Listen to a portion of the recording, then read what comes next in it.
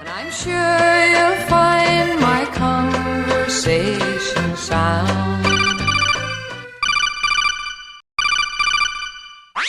I'm joined again by the infamous Sergeant Ducky. How you doing? How you doing? Yeah, off to a fucking fantastic start already, aren't we? Oh, you're talking about fantastic starts, lad. I mean, I did one podcast before this, fell at the first fucking hurdle, and now it's been over a year since I've attempted this. But we're going to get into the reasons. Tripping over a single word and just flipping the desk. Fuck. That's not too far from the truth of what happened, really. Like, remember I was telling you last night I had tried to do a few of these solo, and I just drove myself absolutely mental. It's fine if I have someone else there, because when I'm editing it, I want to kind of retain what they're saying. But if it's just me talking, I'm basically kind of going, well, that's a digression, and then I'm just chopping bits out of it till there's very little left. And then I've just decided, okay, look, I have to scrap everything now because this isn't usable anymore. And that's what will happen to me if I'm second guessing the shite that I'm talking by myself, basically. So see, the key is to make your bullshit and your digressions so interesting that people forget about the original point entirely. Yeah, the trouble is I forget about the original point entirely, and I end up getting confused at some point. I'm like, what did I even come on here to talk about?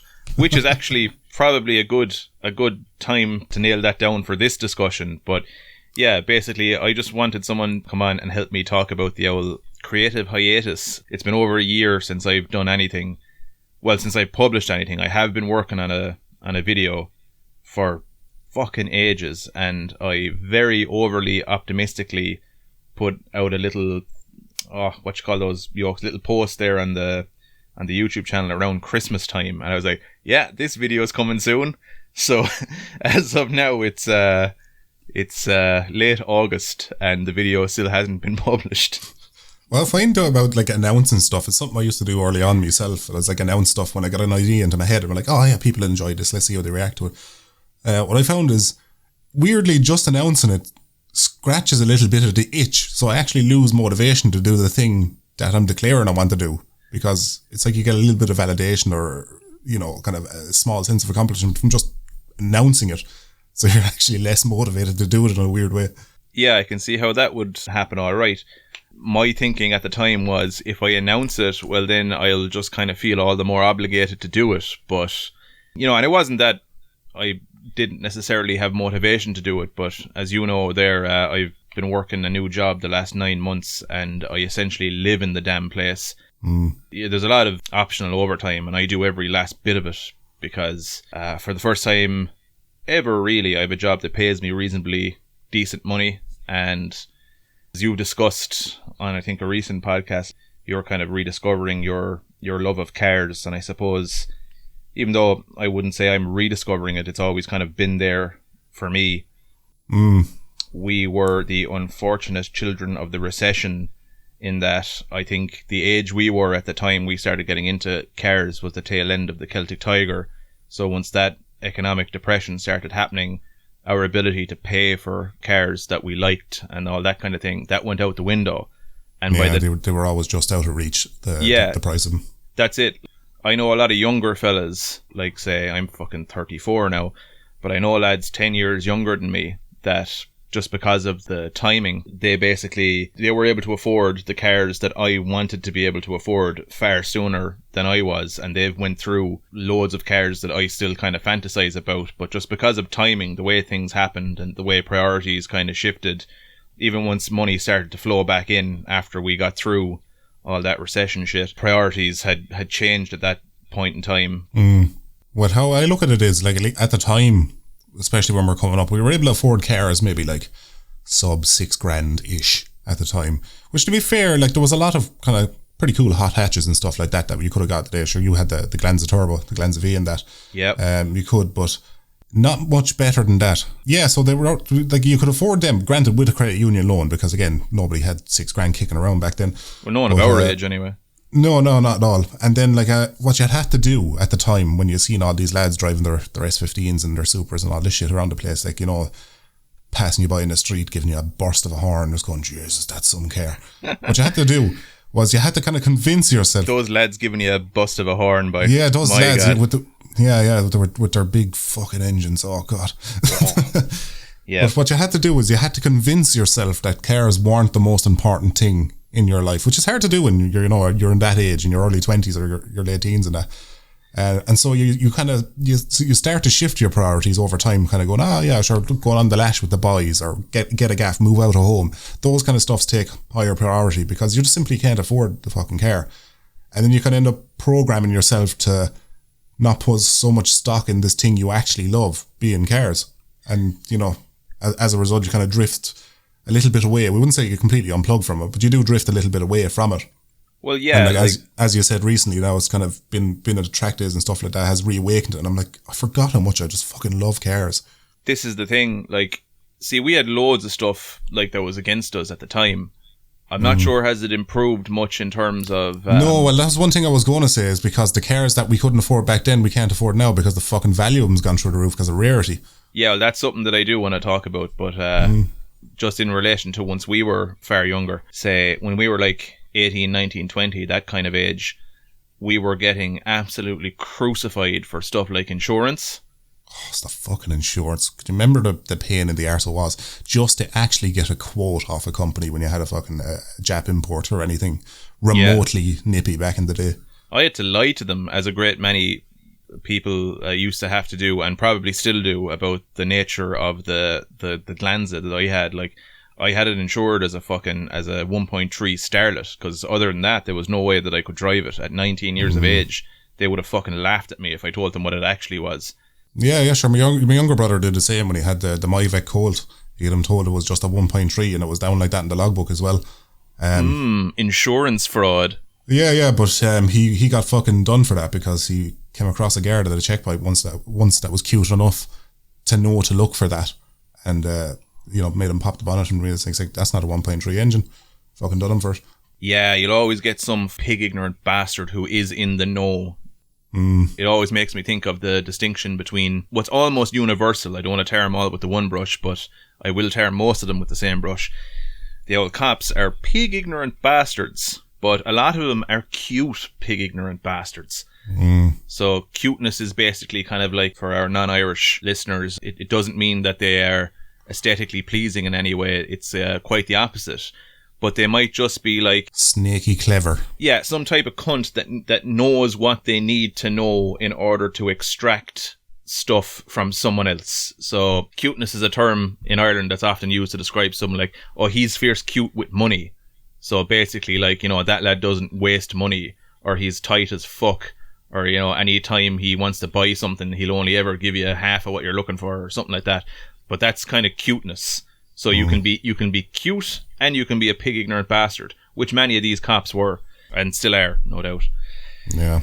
You had, it was your Glanza you had down as just 1.3 in the book, was it? Yeah, 1.3 Starlet. A Starlet SR, I think, is what I told them, because when I was on the phone to them and I gave them the reg of it, and they were like, what type of Starlet is it? And I'm like, what? And they're like, what type of Starlet? Toyota Starlet. And they're like... just pure plain dumb, like, yeah. Yeah. And they were like, yeah, but does it have anything after Starlet or anything like that? And I was just there then, and I was just like, SR? And they were like, okay. And they were happy enough with that. To the point I was kind of wondering, like, is there anything after Starlet? It's like, actually, yeah, there was some hieroglyphics. There was an image of a beetle and the sun. Yeah, so there you go. There's a little sticker of a caricature pissing on a Honda Civic. Oh yeah, they were good. You had many witty bastards back in the day that had stickers like Joe, the old Intel sticker where it had VTech inside or something. Oh, VTech inside, yeah. Or else you had other ones that were like powered by the social, which basically lads were lads were being very candid about the fact that I'm on the dole and I'm driving this car and probably live at home, and not alone am I not ashamed of that. I will present it to you all as humour. Let's all laugh. Yeah, not only I've never had a job and I'm crippled financially already. Yeah. Who's at the butt of this joke exactly? I'll leave that up to you, dear listener.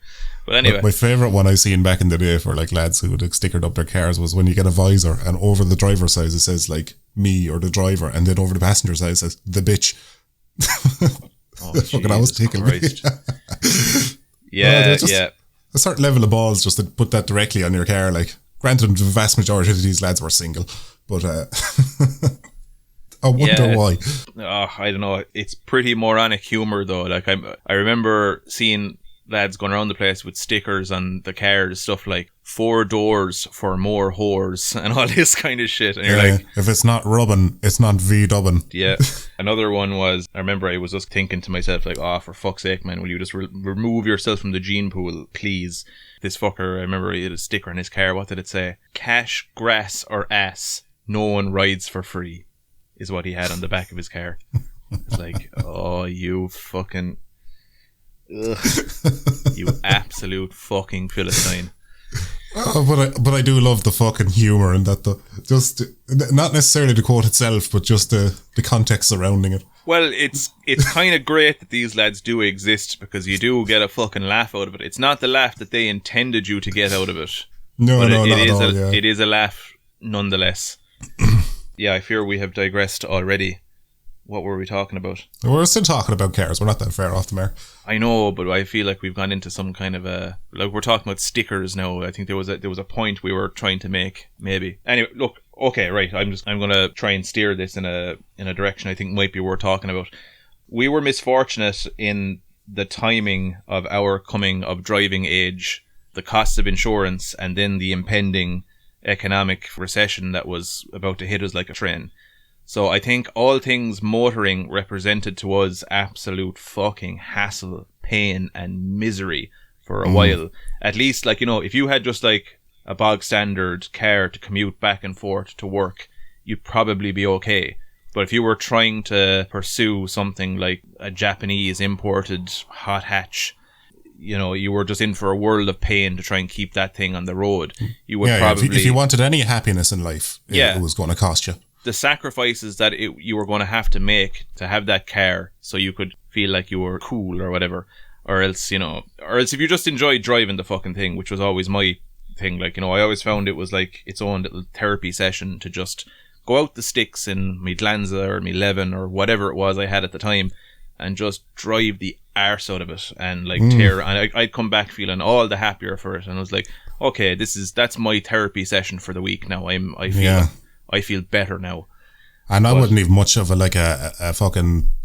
wasn't much for the driving that I enjoyed. I just loved kind of modifying and tweaking the car and just making it better and better. You know, that kind of way when you're just like, oh, I'll put a new fucking part in it or speakers or something like that, and you're constantly working away on it. I found that the most enjoyable part of it, turning a car from a grand car to kind of, oh, this is kind of cool. Yeah, that's it. Fiddling with the damn thing and making it your own, I suppose. At that age as well, you're kind of still developing your own identity. Maybe you're expressing that through your car or some arseholery like that.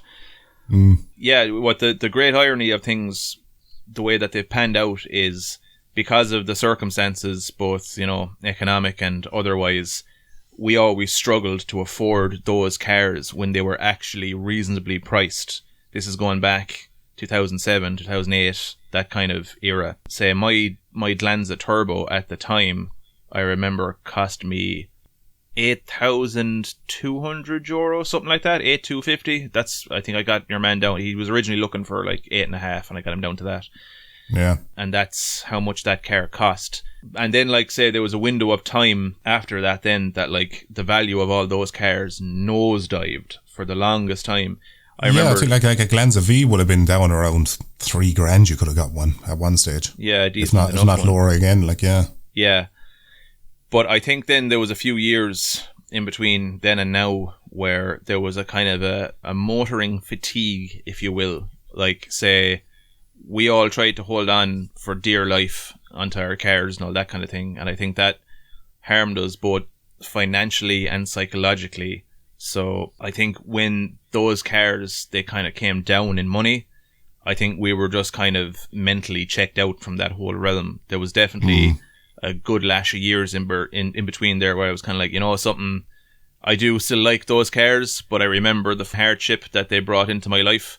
So now I don't really want to revisit that anytime soon. At least not until... And then we were in like mid-20s then as well, when they really started coming down. And at that stage, I don't think either one of us kind of had kind of financial status at the time to be able to go back into it anyway. That kind of way. We weren't set up. We certainly weren't financially stable, and we basically we were struggling. We were living paycheck to paycheck, trying to figure out what the fuck to do. Yeah, the mind was on what the fuck I want to do for the rest of my life, not what fucking car do I want to buy. Yeah, we're trying to figure things out in like a bigger scheme. So we were mentally checked out from all that kind of thing. Younger lads were getting into the car scene then, and they, like, timing was far better for them because they were coming into the car scene now, and the same cars that we maybe took out massive loans for when we were very young, say late teens, early 20s, they were now getting them for like a third of the price. So it kind of became a younger guys scene again. Even though we were still pretty young, we're talking mid-20s. Yeah. But by the time then, fate would have it that we were much more financially stable, I suppose, or we were in a position that we could now afford to maybe revisit the realm of cars. Now, all of a sudden, the fucking things have skyrocketed in value. Like, far worse. Far worse. Astronomical. Like, it's frightening how... Like, just for an example, the car I drove back in the day, like my favourite one was the Cyborg, the RX, or Cyborg ZR, whatever way you want to look at the Modification code. Yeah. But back when I had that, I spent, I think it was $2,000 on it, but it was tatty, it was battered. But again, I restored it, I painted the whole lot fucking mint, and then the engine gave it trouble and I sold it off. But whatever, it was worth about anywhere between 2 and 4 for a good one. Yeah. Back in the day, and now you'd be lucky to get one for $10,000.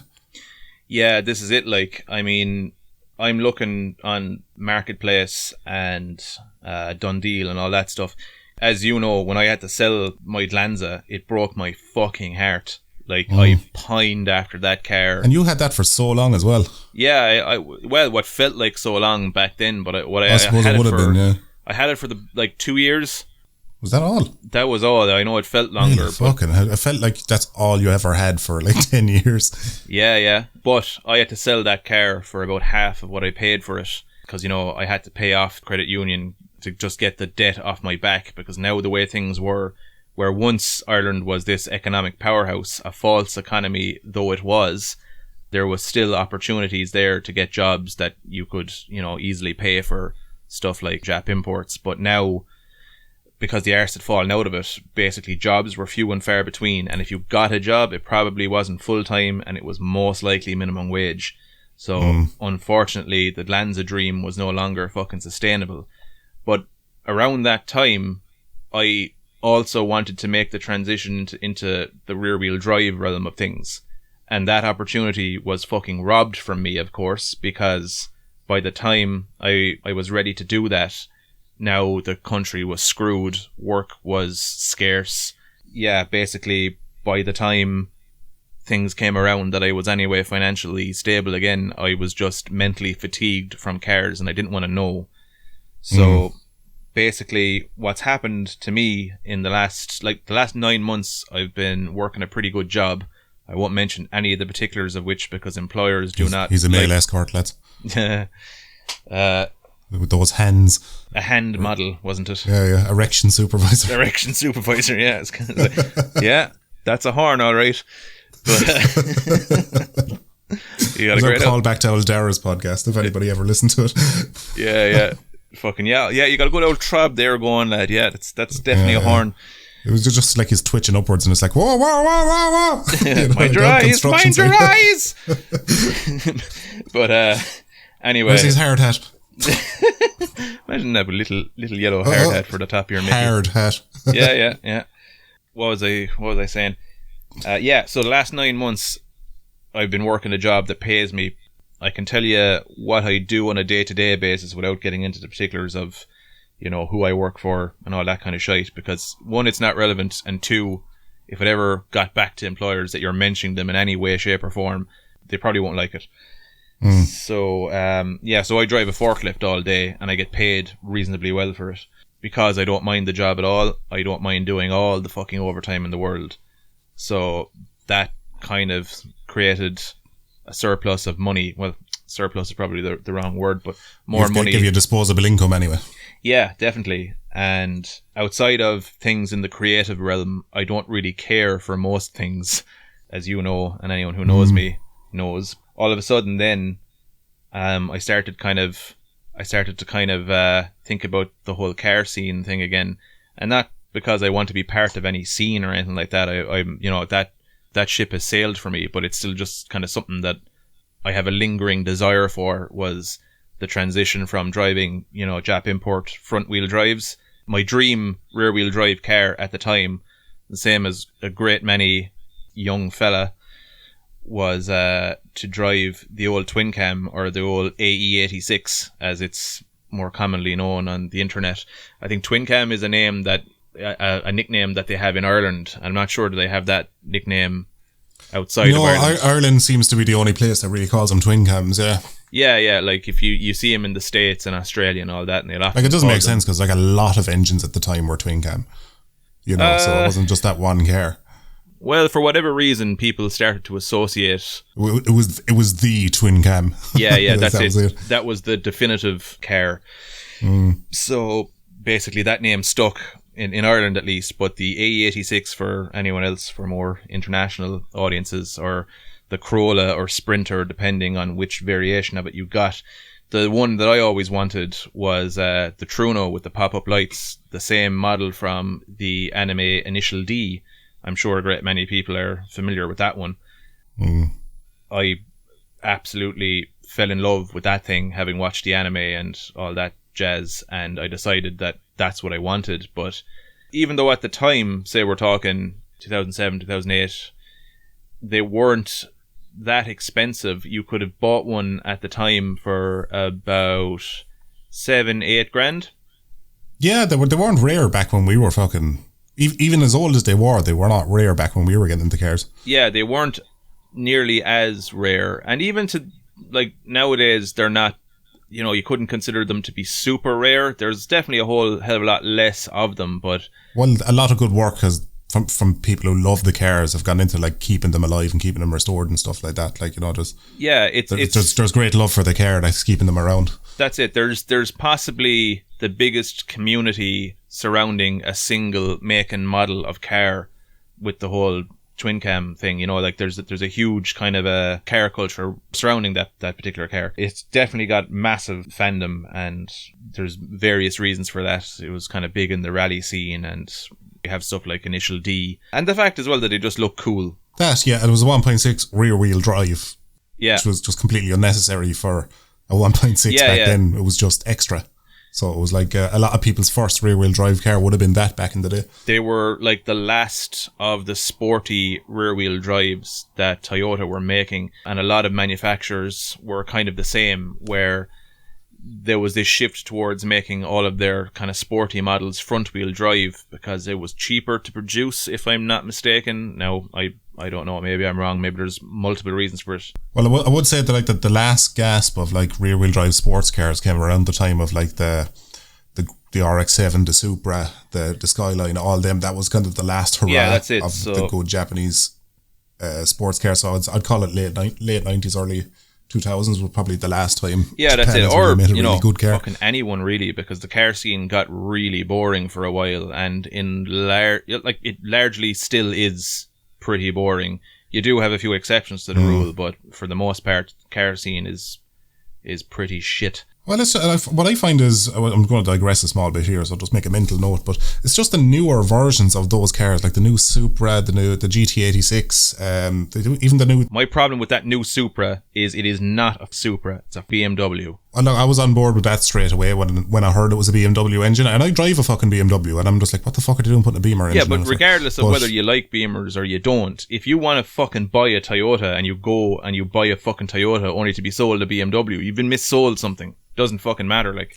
Disrespecting the history of the Supra a little bit, because the Supra had an unbelievably tunable engine, which I would guess that the Beamer engine's not nearly as tunable now. I could be wrong, but the old 2JZ. Yeah, sure, fucking like that thing is absolute animal. Anything could be done with that.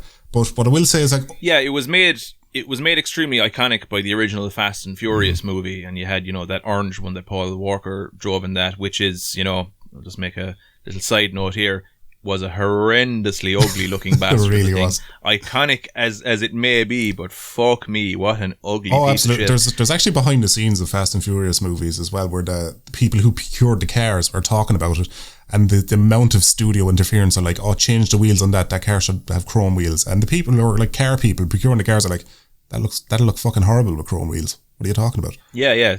It's like, okay, can you make it more tacky? Yeah, that's exactly what happened. The studio kept interfering saying, right, make the cars tackier. And like, you get actual car guys who love cars, obviously, procuring these, kind of going, no, that's fucking horrible. Nobody would ever modify their car like that. Like, who's serious about cars? They would have grown past that. Like, yeah, like I'm a purist. I don't like anything on a car if it wasn't like an optional extra. Like if you have a kit that was made for a car by Toyota and it was offered as an optional extra or something, I want that on the car.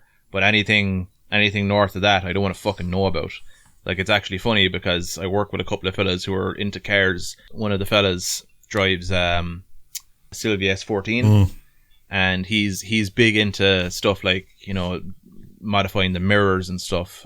So you'd have aftermarket mirrors on it, but they'd be a certain brand of mirror. And who I see who's really into that stuff as well is Neil Sheehan from the channel Juicebox for You. He's currently building an old twin cam as well, and you often see in his job they import stuff from Japan, and he'd be there like with these aftermarket mirrors, and like he just kind of really likes them, and he's mad into them.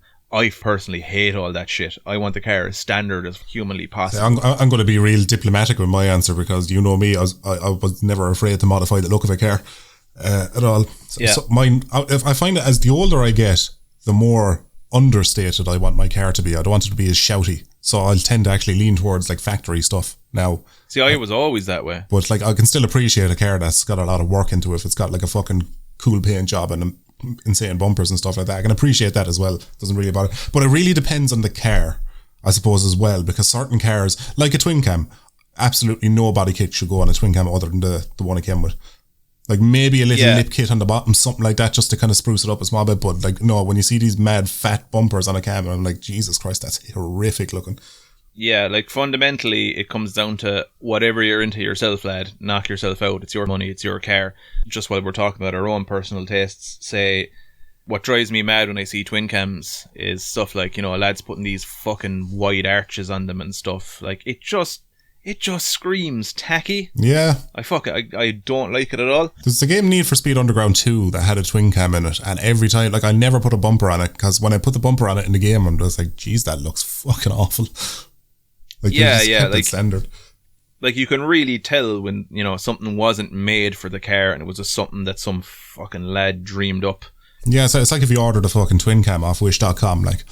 Yeah, it's just like these bits hanging off the car that are at total odds with the concept that the engineer who designed the car day one had, and it just looks like a mishmash of shite, basically. And you've got these lads that are really into like the kind of Jap modifications and the whole drifting scene. Are like, oh lad, it looks really Jap though, it's class. I'm like, what does that mean? Is Jap analogous to just it looks in poor taste? Because that's all I see. But any car you ever see imported from Japan has actually very little modifications done for it on the whole. It's typically just wheels. Yeah, like that's the kind of thing I like now, like a nice set of wheels, like... Yeah, a lovely pair of shoes. Yeah, because often the standard wheels, even like, the factory optional extra alloys or something like that, they might be ugly. Like sometimes they're quite nice. Like say I own a front wheel drive Levin, and I have that on its standard wheels. I think those wheels look quite nice. So I have no desire to change them. But like, the standard twin cam wheels, they're okay if you're going for a certain type of like super standard look, which for the most part I am, but I do think it looks prettier with aftermarket wheels. There's nothing wrong with sticking a bit of a ribbon on it, like, and sprucing it up that kind of way. Yeah. Like nobody's going to begrudge you a pair of wheels on a car. Yeah, like. yeah. That's it. But since I've got a job that pays me reasonably well now albeit it like, and this is the reason for the massive hiatus in the channel as well, I've been working every hour God sends for the last 9 months, and I barely have fucking time to do anything, which absolutely sickens me in terms of like making videos and stuff. But because a large amount of the videos that I make are about young fellas who, you know, young boy racers, things that they get up to and all that. It's kind of predicated on a lot of the shit that we did when we were of that age, and, you know, the misery of dealing with the troubles that motoring brings into your life, as well as the troubles that you have as, you know, a young person trying to figure out what you're all about and what to do with your very short and finite existence. Yeah. So, hang on now, I'm actually after fucking losing my own train of thought here. Basically, I'm now in a position that I can entertain the idea of, you know, driving something like that again. And it's just kind of like, you know, to get somewhat philosophical, I decided that I was going to pursue an AE86 project, because that would anchor me to reality in the sense that I would have something to do. I didn't want to just buy one of the cars, which it's worth mentioning right now, those cars are fucking ridiculously expensive. Like a decent one 15, now. 20 grand now at this stage, if not more. Oh fuck, that's a cheap one. Like there's cars out there now, twin cams, that are costing 35, 40 grand. Fucking hell, yeah. I was looking up at like an S14 last night. I'm like, I wonder what they're going for nowadays. And 25 grand, it's the lowest I could find. Yeah. And this all happened very quickly as well. Like, this all happened in the space of 18 months. So, one of the fellas who I'm working with, he bought one about 18 months ago, I suppose. And he managed to get one in an auction for 10 grand, an S14. And overnight, it would seem, you know, that car has tripled in value. That's a 30 grand car now. Yeah. Fucking I'll give you one actually, because an idea popped into my head the other night. Because since I bought the Beamer that I have now, since I bought it, it's almost a year. Yeah, my insurance is due for renewal, so almost a year. I've only put 2,000 kilometers on it. Like, I really don't drive all that much anymore, because, you know, just at home all day, going in and out to the shops. That's about it. Like. Yeah, your job is, you know. Oh yeah, I walk to work. Home. So, yeah. But fall out of the cot. Yeah. Just landing face first on the floor, and I'm like, well, I'm in. Clock on. But so I just thought hit me the other day, and I was like, if I fucking sold that and just bought myself an actual car that I love, like an old Jap car, that are, granted, they're quite expensive nowadays, but surely my 2012 BMW was worth enough to, you know, cover the price of one of them. So I was looking it up there the other day. And I bought the Beamer for, was it 7.5? I think it was. And I could easily get 9 for it if I sold it now. Like, that's the even way that's things are gone. Up, like. Yeah. Like, cars, it's not just the Jap cars, but it would seem, in this country at least, although I think it is worldwide, for whatever reason, cars have just skyrocketed in value in general, but it's definitely the most pronounced with the whole Jap scene. So, you see the extreme of it a lot easier then.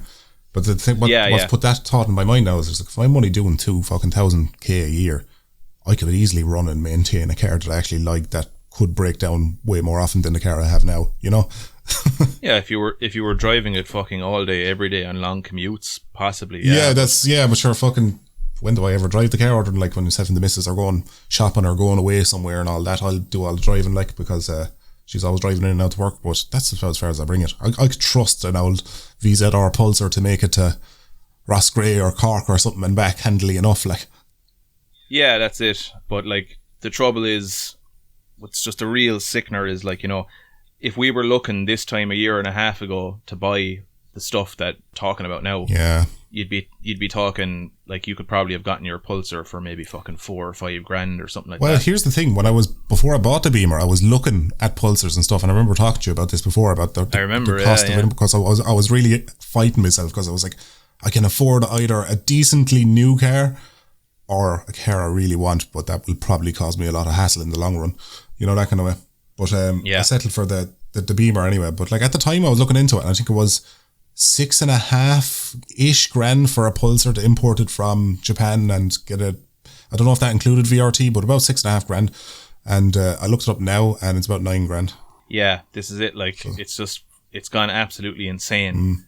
Like, say, like I mentioned earlier on, I wanted to, like, get an old AE86, but I didn't want to just buy one, because, like, one, just handing over 30 grand for an 80s Corolla would have just drove me insane. Yeah, that's more than the deposit of a fucking mortgage, like.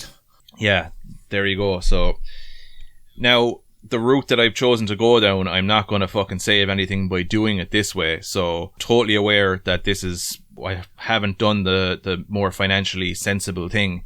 But what I wanted was, I wanted a project rather, you know, even more than I wanted the car. Because basically once you're doing fucking nothing with your days, only working every hour God sends and trying to figure out what the fuck to do that's going to provide you with some sense of meaning, that's going to sustain your mental well-being such that you don't paint the head with the contents of, or sorry, if you don't paint the wall with the contents of your head, paint your head with the contents of the wall. Yeah, it's not far off, like, you know, it could work. Yeah. Just it depends on the head, though. Yeah, precisely. I suppose you could drive your head straight through a wall. I just imagine you with a full erection, just like jousting at the wall there with your cock, just charging at it on horseback with the lad in your hand. Again.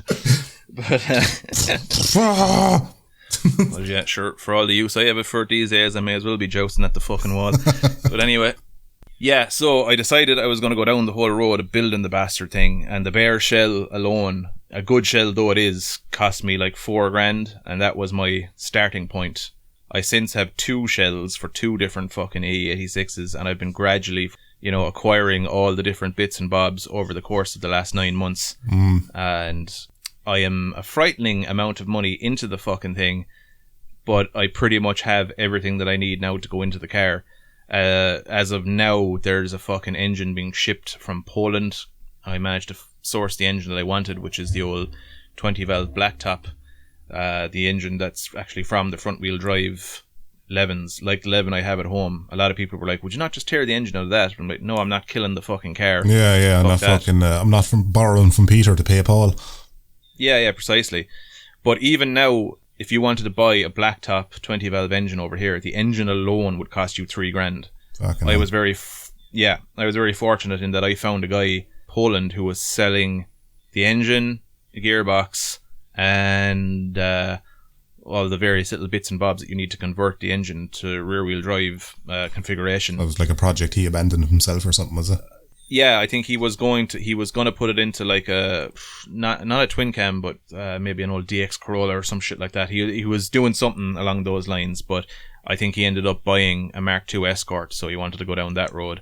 So, you know, maybe get a more suitable engine for that car. In any case, I managed to get that engine, gear and gearbox and, you know, all those bits off of him for like what ended up costing me about $2,500, which was a fucking steal in today's marketplace. And shipped from fucking Poland then as well, like, which is like I can only imagine the cost of shipping a fucking engine, like. It's actually not too bad from Poland. You'll get fucking rinsed an awful lot of places. Like, I remember I was onto some guy, I think he was in South Africa, and the fucking shipping to get an engine from there was maybe fucking €800 or €900 or something, something fucking mental. But from Poland, it's actually costing me 170, which is fucking great. So I said, yeah, ship the fucker there. Well, so you were saying about like costing you a fortune building it anyway, but like when you're like building up one yourself, obviously you have something, it's giving you a hobby, something to be working at. And especially when you're building a car or modifying a car and stuff, you the satisfaction of it all slowly coming together. Building the car keeps the gun out of my mouth, essentially. You have that. And another thing then, you're a fan of the car. So then, I've always wanted one, so why not? Yeah, you're a fan of the car, so bringing one back to life in a sense, you know, adding to the numbers rather than taking away from it is gonna, you know, it's a good feeling as well. And then for the final one, if it's like if you're building it from the chassis back up, then it's yours. It's nobody else's. Nobody ever had it before you. Essentially, you know, you've built a new car yourself, and you know you don't have that kind of dirty feeling of somebody else used to own this. Who drove it hard, you know, blah blah blah. The kind of thoughts you'd have when you have a second hand car. You're just like, who fucked in this? You know? Yeah. Well, you know, there's all that, and there's the pragmatic angle as well of, you know, those cars are fucking 1980s Corollas.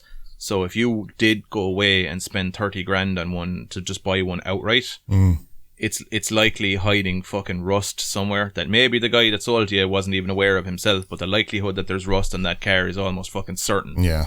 And sure, then the stuff you learn along the way from building it then as well will be invaluable for like any future problems you know, it might present you down the road then as well.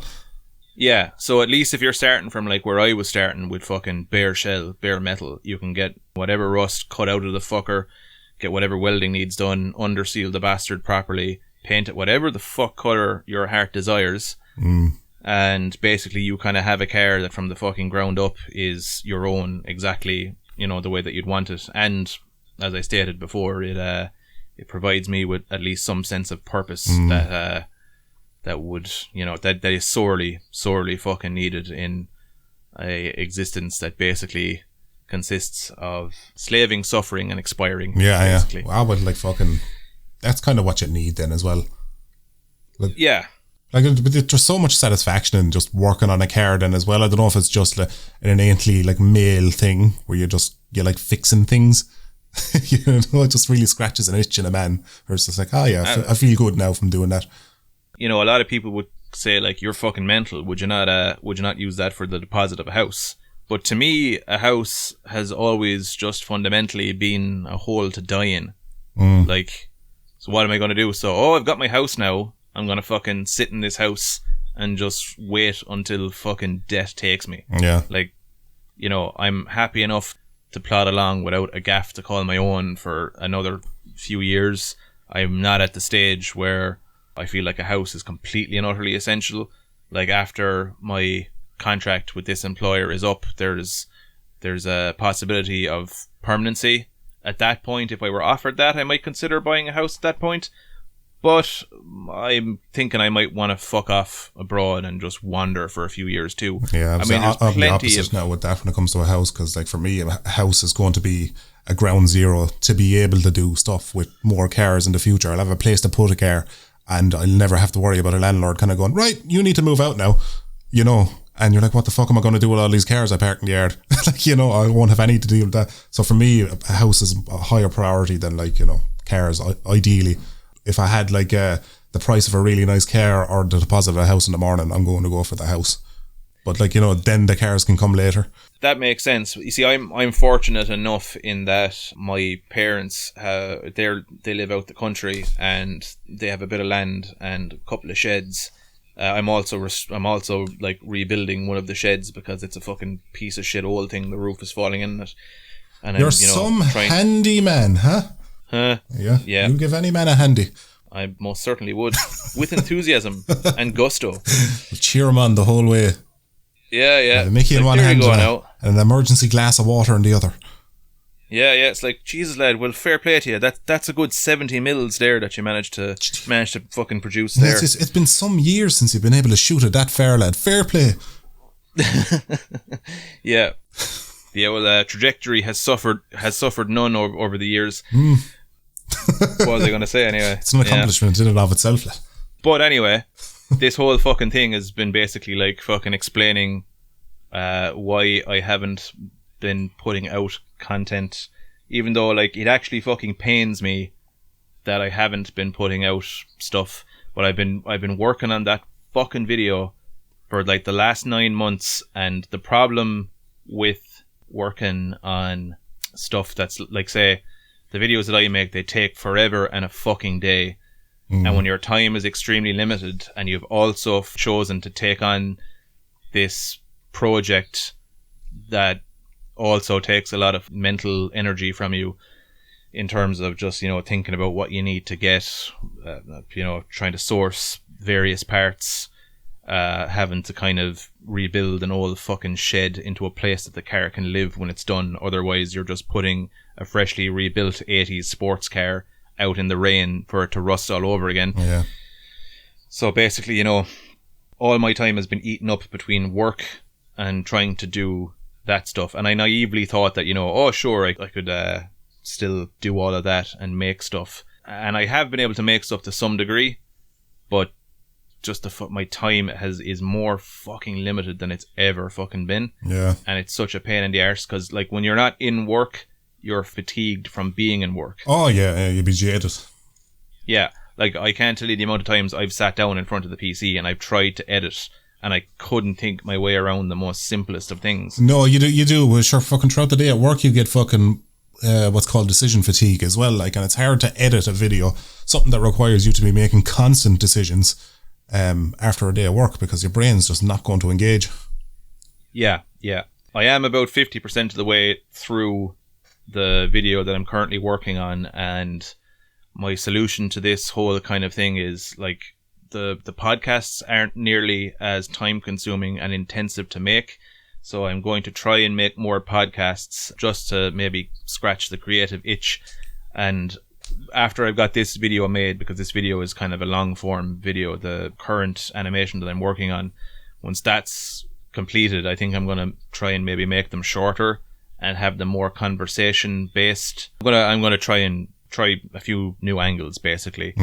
But this video is probably the most ambitious video that I have made to date, and trying to make it alongside a job that I basically live at, and also trying to build this stupid dream car of mine. Yeah, build a car, get a podcast done, and fucking all the other minutiae that life throws at you.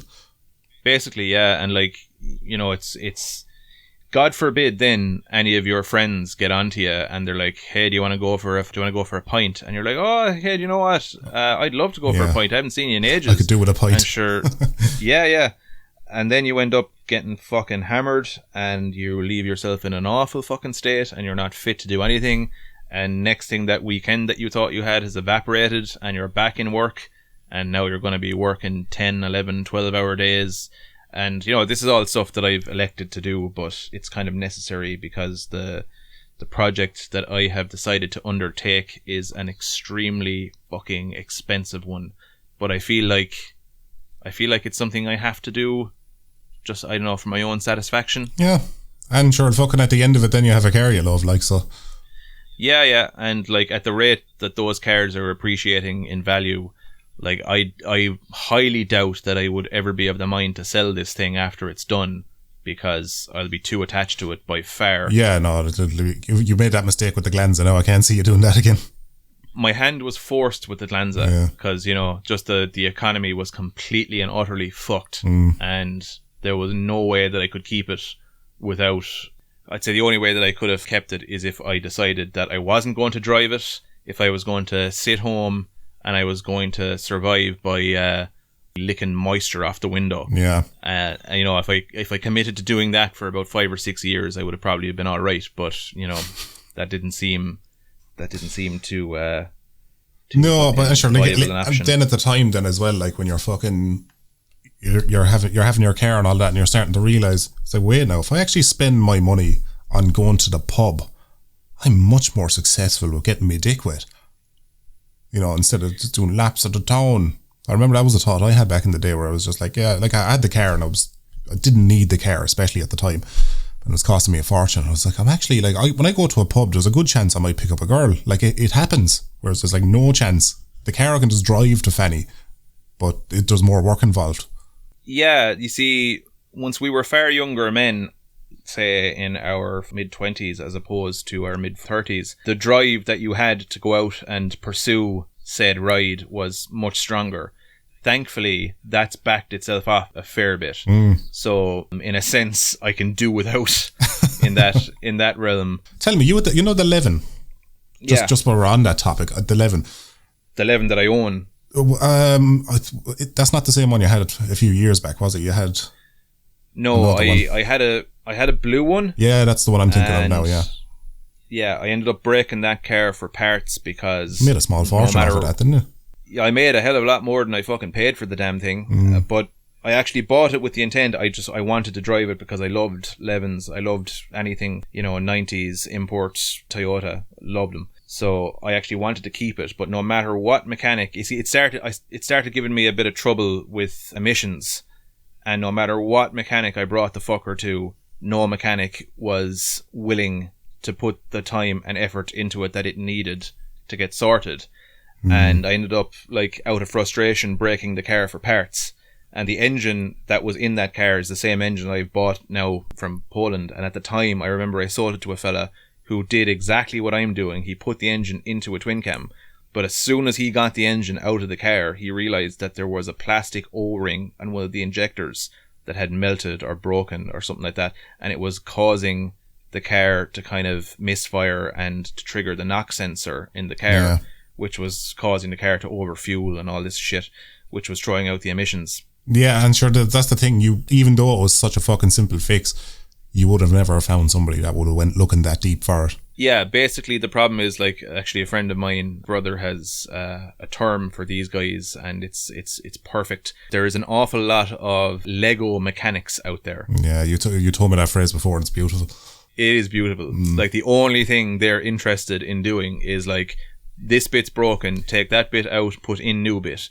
But if it takes any amount of investigation or diagnosis that isn't as simple as plug in computer tells you problem, they do not want to fucking know. Yeah, they just want to fix a car. They don't want to deal with a mystery. Yeah. The car that we're talking about, the blue 11, I think I had that when I was like maybe 22, 23.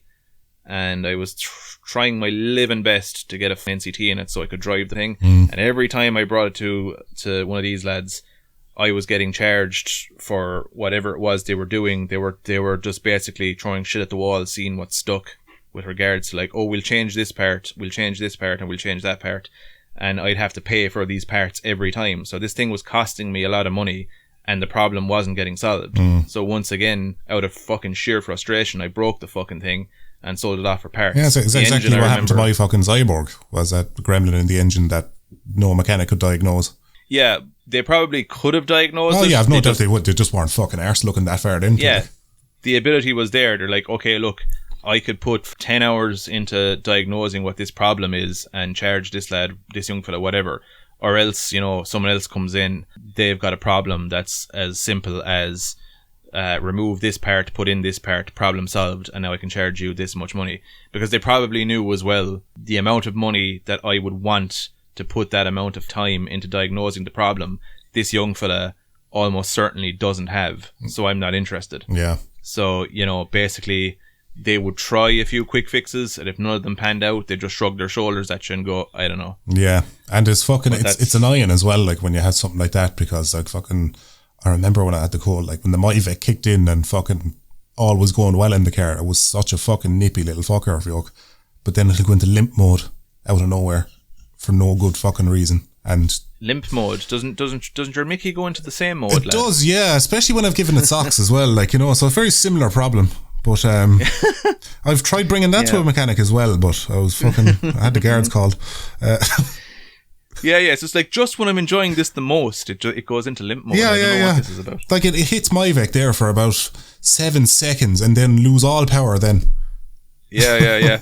For whatever happens, like all interest seems to just get blown out all over the floor. And I burst to something. Just thankfully I have a condom on anyway. I can catch all the fluids. But Jesus, at that point, like, you know, it's just gone. Yeah. I suddenly find myself being consumed fucking just utter nihilism, basically. Yeah. I'm just like, sure, what's this all about? What am I even doing? I'm just blowing loads out onto the floor here, and I don't even know why. Why, Lord? Why have the spuds gone black in the ground? I wonder how many times in history a man has been on his knees with a puddle of load in front of him and he's just looking up at the sky just going, why? Yeah. What I always think of is, it's a shit movie now. I don't know if you've seen it, but there's just this particular bit that I always kind of think of in those frames of mind. But have you seen X-Men Apocalypse? It's a load of shite. I've seen it, but thankfully I've forgotten almost all of it. There's a scene with Michael Fassbender, and plays Magneto in it, as you know. And there's one point where, like, I think he's just trying to live a peaceful life now, away from all of the conflict that he was involved in. Yes. Yeah, he's got a wife and daughter, but these soldiers come after him, and his wife and daughter end up getting killed through some set of events.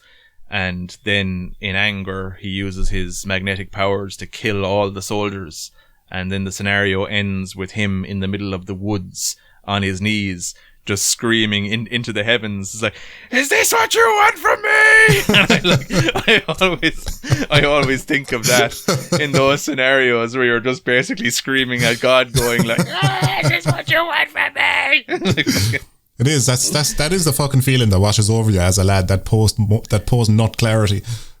Yeah, you're screaming at this fucking creator who isn't there, asking why. But why? It's like, what's the biological reason for feeling such fucking dread and anger and shame after you blow a load? Like, I like to think that that's the actual thoughts we're having all the time, and the kind of sexual desire is actually protecting us from those. And when that gets drained, just the brief window of 20 to 25 minutes, we're getting it full on. Then there's no barrier anymore. Yeah, like, I wonder, because, say, we have had a very Catholic upbringing, and we've been indoctrinated to believe that all things within that realm are inherently shameful and wrong. So I wonder how much of that has got to do with it. Like, I remember, Jesus, I was nearly suicidal the first time I had a wank when I was, I don't know, what age, what's early wanking age? I don't know. I remember the first few wanks I had, I didn't even blow a load. I was blowing blanks like that. Yeah. Maybe at the beginning of puberty, before that kind of sorted itself out. Like. There was air in the lines. Yeah, it was, yeah. You had to get the air out first. It was kind of like bleeding the brakes or some fucking shit. Oh man, the fucking terror. The terror that hit me the first time I blew a load, because like I had no father figure or anything around to tell me about this is supposed to happen. So I was just... Is it any wonder he walked out? Fucking, he's been wanking since he was 3. What kind of fucking child just wanks when he's 3? If only he had a wank the night he conceived you, huh? I just in on the floor there, fucking just legs kicking, tossing the bollocks off myself. Yeah. There's something wrong with that fucking child. Yeah. But the first time I blew a load, I was like, what the fuck what's this shit? Like, no clue. Yeah. Well, definitely, I'll tell you that the fear and the shame and the guilt that I felt definitely had a very Catholic flavour to it. Oh God, don't say flavour. Don't say flavour. Oh, fuck it, pick a different word. A Catholic smell of it. Bang, perfect, lad. Yeah, the very distinct musk of Catholic smell. Yeah, that's it. Fucking smell like holy water or something. Yeah, off cheese and vinegar. I wonder, has that got something to do with it? But maybe, I don't know, there are more secular individuals out there that have had a similar experience. I do hear it referenced an awful lot, and it's only through my own musings that I've come to the conclusion that, well, not even conclusion, but I've considered the possibility that it might indeed have something got to do with the Catholic upbringing that a great many of us Irish fellas of our age had. Well, see, I would chalk it down to that, but there's plenty of memes to be found online that are fairly international about, like, you know, fucking just post-nut clarity, and it's like, what the fuck is wrong with my life? You know, that kind of... So I think, well, there's clarity. Clarity is one thing, but, you know, the guilt and the shame is another thing. I know you can kind of get that fucking blind kind of horn mentality where basically you're nearly chewing your hand off for the want of the ride. As a far younger man now, obviously. So there's the clarity that comes from being relieved of that urge. So that's one thing. But the shame and the guilt, that's another.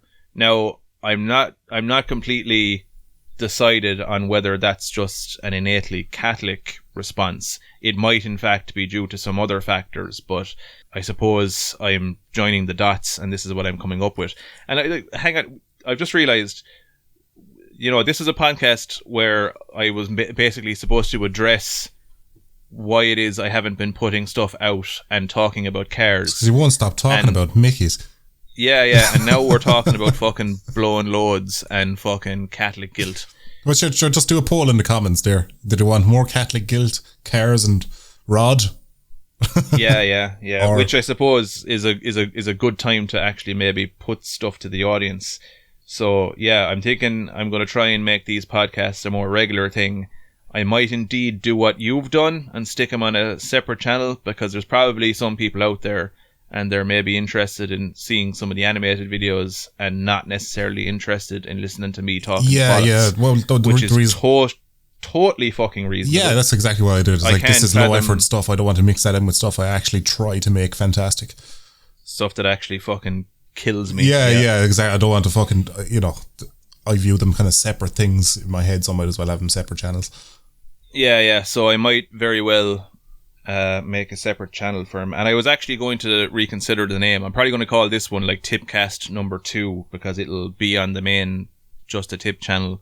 But when I make a second channel, I think I'm gonna change the naming convention of that, because kind of Tipperary is something that people kind of view as being synonymous with stuff like hurling. And I don't actually live in Tipperary at the moment. I'm from Tipperary, and I'll never shake my kind of Tipperary veneer that I have, or my Tipperary motif. But there's lots of things that are synonymous with Tipperary, like GAA and stuff, that I have plumb no interest in, unless it's, you know, making kind of satire content around. So I was going to consider changing the name of it to reflect more what the kind of shit that we might be talking about.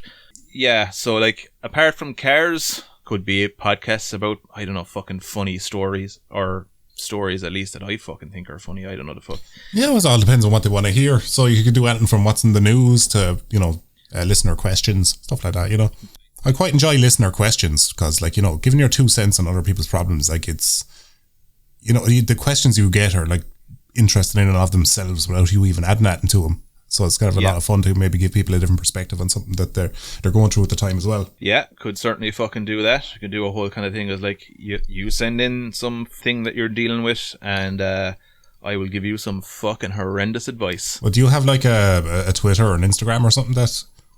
I have an Instagram, alright, but for the life of me, I have fucking never understood what anyone gets out of fucking Twitter, so I've always stayed clear of it. It just seems like a place that you go to if you want to have a fucking argument about something that you probably don't know as much that you think you do. Yes, it's just people competing about who had the best thought today. Yeah, like, and you know, I'm way too dismissive for that fucking shit. But like, basically, like, one thing it does do though is it just kind of, it's another avenue for people to contact you. And then sometimes when people have questions for your podcast, they might be a bit more sensitive and they'd want to stay anonymous, so they wouldn't want to public or post it publicly. So they can get you in DMs and stuff like that. Just makes it a lot easier. Yeah, if they wanted to fucking DM me on the old Insta cunt. Yeah, sure. Put your Insta in the description there. I normally do that, and like, I've often found myself wondering why, because it's a fucking, I very seldom post anything to the fucking thing. Yeah, I'm too reclusive to even consider doing it, and like, yeah, my first kind of venture into using social media, as I stated earlier, I fell at the first hurdle and I just fucked off building a Japanese rear-wheel drive Corolla. Yeah, I always sure the way I look at it now, and maybe there's people out there considering making a channel and stuff like that have the similar mindset to what I did, is I was very much anti-social media as well. I never had an Instagram and a Twitter before I started the YouTube, because I was just like, I've no fucking use for it. But when you have a channel and you're trying to promote your channel and you're using it as a point of contact with your audience and stuff like that, then you can kind of see a use for it. And since I've got the Instagram and all that, I'm like, I use it an awful lot for people sending questions, or if they want to send me like fan art and, you know, just channel updates, stuff like that. It's just handy to have. So yeah. They want to send you pictures of their Mickeys, or especially pictures of the Mickey. Yeah, I just love them. Yeah, I'll be calling the missus in going, have a look at this one, la. What you make of him? Yeah, so he's got more of a bend than me. Is that better or worse? Yeah, this one's much straighter than my own, but it's a bit off colour. Yeah. The balls are a different colour to the shaft now, which is an odd choice. It's got this strange green hue to it, which is a new one on me. They say this one is a lovely cock, only I'll have to dock him marks because he's got an awful lot of lint on his thighs there from his jocks. Yeah. It's kind of taken away from it. This one looks like, you know, Bruce Banner's Mickey, that's like, but mid Hulk transformation. It's bulging in different areas. Yeah, hence the green hue. But look, there you go. We could also just fucking talk about Mickeys, you know, for an hour or an hour and a half or however the fuck long you want. But fundamentally, you know, I want to make more of these things because they're just good fucking fun. And like I stated, my reason for building the old AE86 was to keep the metaphorical gun out of my mouth. These also provide the same sense of purpose, I suppose, or at very least just good crack. Do you know? Yeah, well, sure. The best thing about podcasts is just the fucking the simplicity to them as well. Just yeah, like you see Joe Rogan and the boys there, like, I mean, and they're like, you know, he's made a fortune off of it. But you can actually just tell himself and fucking Joey Diaz and the boys, they're having a great laugh. Oh, to stop, the fucking stories you hear out of them are fucking brilliant. Yeah. But So, even you know, can take that to even more extreme. Like you have that Blind Boy podcast. There's a man that just puts so much effort into a podcast as well. So he always has like a topic, and he always has that topic very well researched. Well researched, and little facts and tidbits along the way. Like, I was never really big into podcasts, and then I started listening to him, and I was like, podcasts are actually a lot, when they're done right, they're really enjoyable to listen to. Yeah, even if it is just talking absolute arse. Like, I listen to podcasts, only I'm very, very particular about what I listen to, but I've been listening to a lot of these lads, they're on YouTube, Resonant Arc, I think they're called, but they do a State of the Arc podcast, where they'll basically talk about the plot and everything surrounding, like, a certain franchise of like video games, and they're currently doing a series of podcasts all about Metal Gear Solid. That I could do. I could write you a fucking thesis on Metal Gear Solid. You absolutely could, yeah. Yeah, not a bother.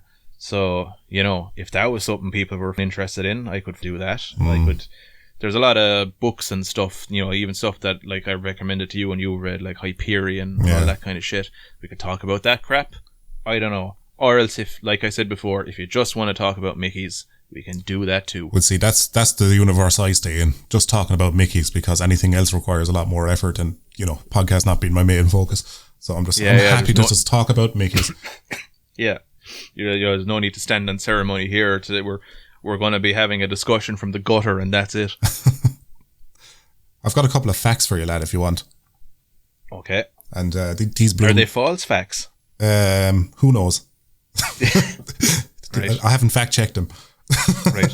But they are facts nonetheless. There's certainly facts anyway. Yeah, that can't be argued. Whether false or otherwise, they are facts. But this is actually something I came across online the other day, because we're on the topic of car, so this is relevant to it. But do you know it's more fuel efficient to turn on your aircon on a hot day in your car than it is to roll down your windows? I did know that. You already knew that, yeah? Yeah. All right, I'll give you the actual numbers then as well, just so it'll sound more legit. But it's so when you use your aircon, it's 8 to 10% extra fuel on average your car uses when your aircon's turned on. But when you wind down your windows, the window is down, you're creating drag. You're creating drag, and the aerodynamic drag, and that can worsen your fuel efficiency up to 20 to 25%.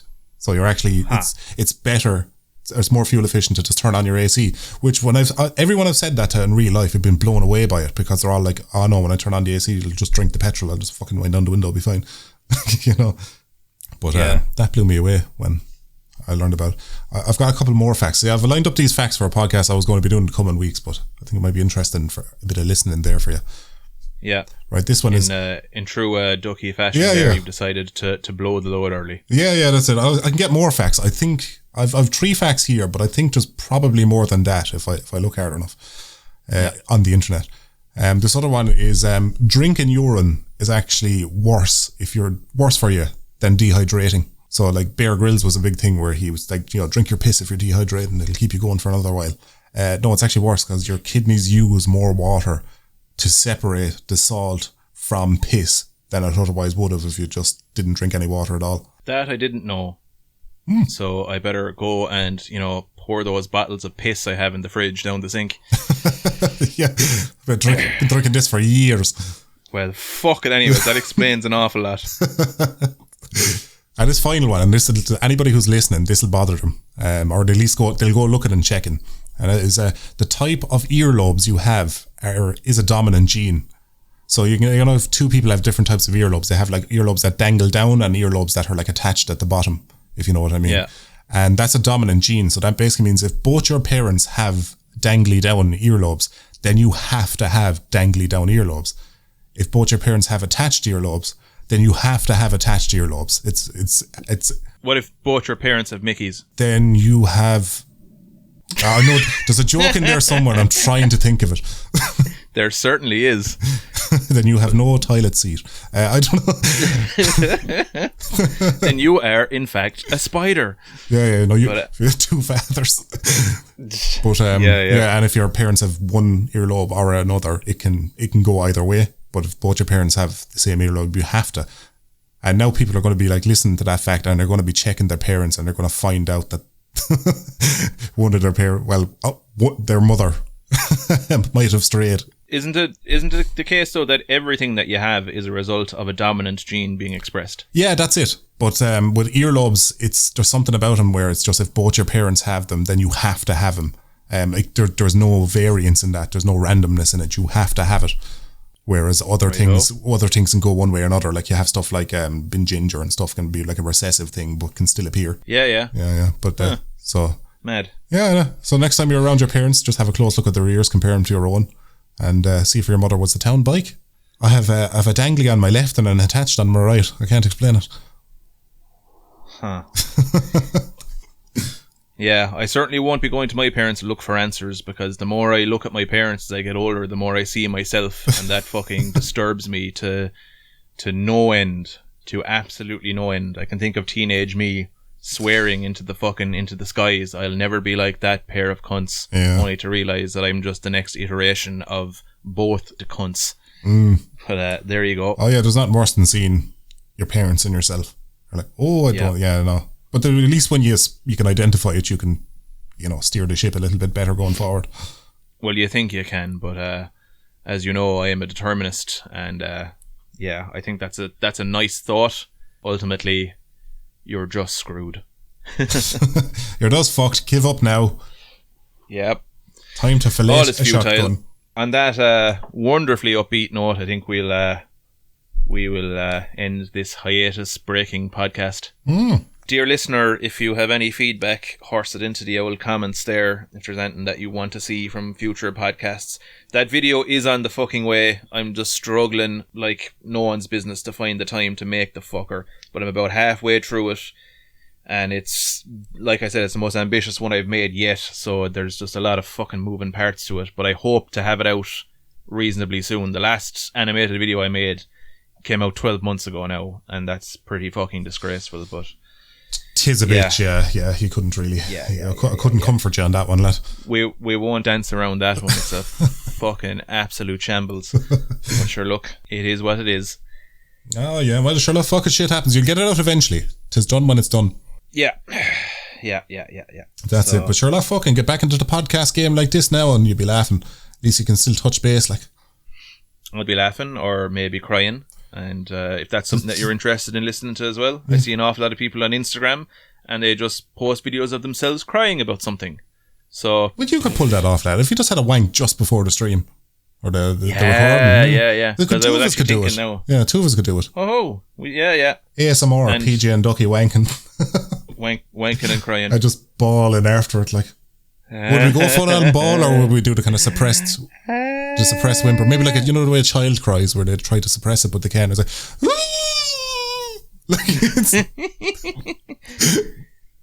that sounds like someone gagged getting a shafting. That's a sound all too familiar. Yeah. Sounds like a Tuesday. My personal choice for crying post wank is to keep the pants around my ankles, and I'll kind of like shuffle my way around the house with my head thrown back, just bawling into the abyss. Yeah, channeling your kind of almost infantile self, I suppose. Yeah, it's that now, that's what you're kind of reduced to post-load. Yeah, and sure, it's good to get your steps in then as well in the old pedometer, Yeah. Anyway, before this descends more into the fucking gutter, we better put a bullet in it. There's one fucker out there going, I was just getting good. Yeah, just as the belt buckle undone, going, So I knew I should have started at the beginning. Well, fucking anyway. Yeah. Right, lad. Thank you very much for helping me make this piece of media. This disgusting content. Vile piece of media. Fair play to you. All the comments will just be more Mickey. More Mickey. Just talk about Mickey. Just talk about Mickey, for fuck's sake. You barely touched the Mickey, lads. Go on. Grab hold of it. Yeah. There could be a name for my second channel where I'll put all the podcasts in future. Just the Mickey. Just the Mickey, yeah. Yeah. That wouldn't be bad. That wouldn't be terrible.